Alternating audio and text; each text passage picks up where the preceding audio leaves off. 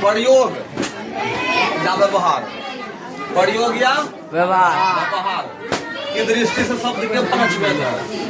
प्रयोग की दृष्टि से शब्द के 5 भेद है। प्रयोग की दृष्टि से शब्द के 5 भेद है। 5 भेद है।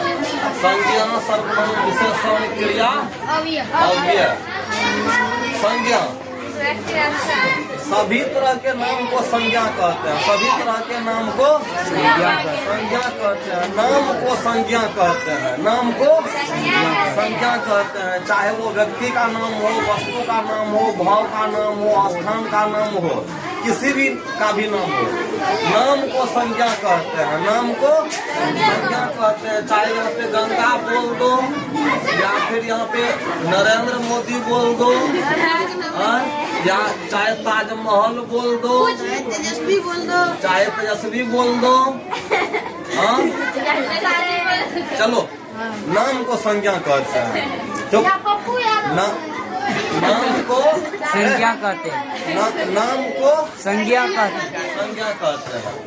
सर्वनाम, नाम के बदले में जो शब्द आता है, संज्ञा के बदले में जो शब्द आता है उसे सर्वनाम कहते हैं। संज्ञा के बदले में या किसी नाम के बदले में जिस शब्द का प्रयोग करते हैं उसे सर्वनाम कहते हैं। संज्ञा के बदले में जिस शब्द का प्रयोग करते हैं उसे सर्वनाम कहते हैं। और अच्छा, सर्वनाम का प्रयोग होता क्यों है? किसी भी नाम को बार बार नहीं लेना पड़े, किसी भी नाम को बार बार नहीं लेना पड़े, इसके लिए सर्वनाम का प्रयोग होता है। समझ रहेगी ना? किसी भी नाम को बार बार नहीं लेना पड़े, इसके लिए सर्वनाम का प्रयोग होता है। अब जैसे कि मान लो कि हम कहेंगे कि राम आ रहा है, राम आ रहा है, या फिर राम अच्छा लड़का है, राम के पास 2 गाड़ी है, राम के पास एक कार है, राम मोटा है, राम तेज है। तो इसके लिए क्या करेंगे? बार बार राम नहीं बोलेंगे, राम अच्छा लड़का है एक बार बोल दिए, उसके बाद उनके पास 2 गाड़ी है, उनके पास 2 गाड़ी है।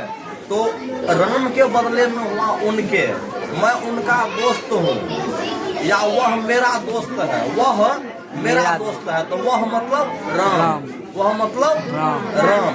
तो यहाँ पर हुआ मैं, हम, तुम,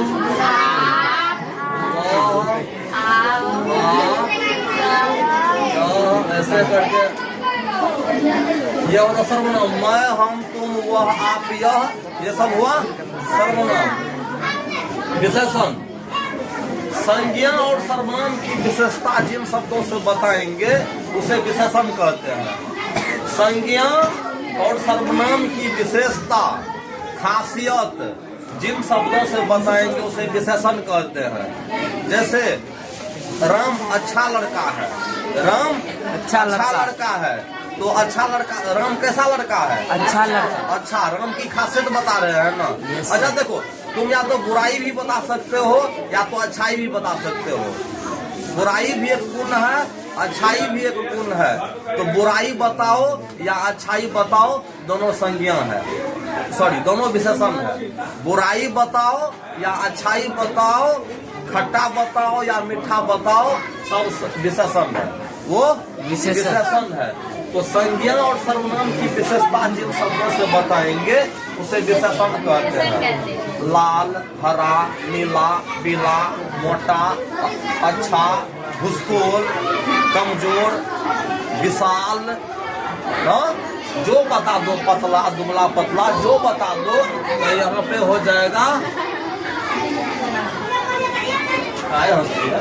जैसे में लाल, मोटा, पतला, अच्छा, तेज, सुंदर, तो ये सभी हो गया विशेषण। जिन शब्दों से संज्ञा और सर्वनाम की विशेषता बताएंगे, अच्छाई बताएंगे या बुराई बताएंगे, खासियत बताएंगे, उन शब्दों को विशेषण कहते हैं। अच्छाई कह लो ये भी विशेषण है, खराबी कह लो ये भी विशेषण है। क्रिया, जिन शब्दों से करना या होना समझा जाता है, जिससे कोई काम करना या होना समझा जाता है उसे क्रिया कहते हैं। जिन शब्दों से करना या होना समझा जाता है उसे क्रिया कहते हैं। अब देख लो, क्रिया को पहचानने का नियम है जिन शब्दों के अंत में न लगा हो, जिन शब्दों के अंत में न लगा हो उसे क्रिया कहते हैं। अब सिर्फ नाना, खाना, दाना, एगो सोना, सोना मतलब सोना चांदी, सोना मतलब सोना चांदी, तो नाना, थाना, दाना, सोना, ये सबको छोड़ के अब बात बाकी जितना है पढ़ना, हंसना, खेलना, लिखना, चलना, दौड़ना, तो ये सभी क्या है? क्रिया है। एगो सोना कौन? एगो सोना दिन में सोता। रात में जो सोते हैं सो सोना, Yes, वो sir. क्रिया है। हाँ सर। सोना जो रात या दिन में सोते हैं वो क्रिया है, लेकिन सोना चांदी जो है ये नाम है ना, वस्तु Yes. का नाम है ना। तो एक सोना क्रिया भी हो सकता है, होता है, एक सोना संज्ञा भी होता है। तो ये पहले परख लेना ये सोना चांदी वाला सोना है कि ये सोने वाला सोना। तो ये अब ये जिन शब्दों का रूप कभी नहीं बदलता है, जिन शब्दों का रूप कभी नहीं बदलता है उसे अव्यय कहते हैं। जिन शब्दों का रूप कभी नहीं बदलता उसे अव्यय कहते हैं। जैसे धीरे धीरे, धीरे धीरे, जल्दी जल्दी, वाह, शाबाश, वाह, शाबाश, आह, छी छी।